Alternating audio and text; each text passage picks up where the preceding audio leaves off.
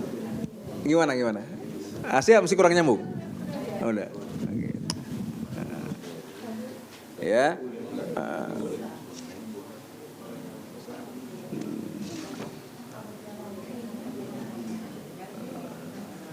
Dan dia bilang begini, ya dia bilang begini nih.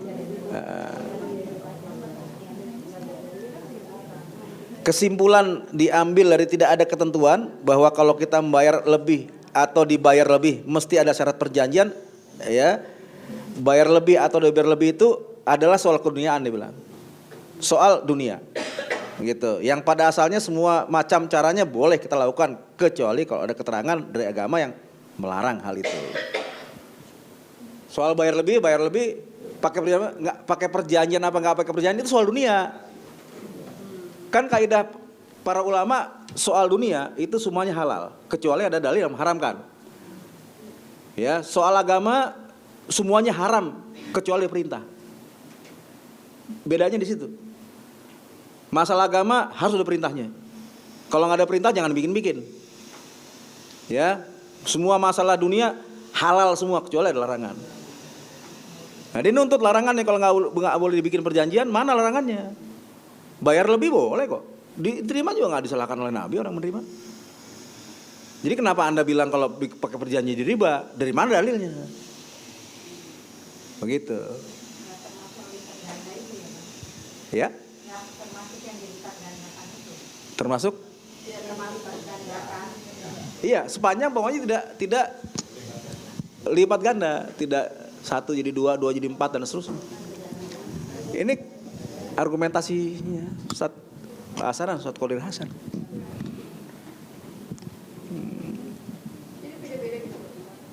Ya kan emang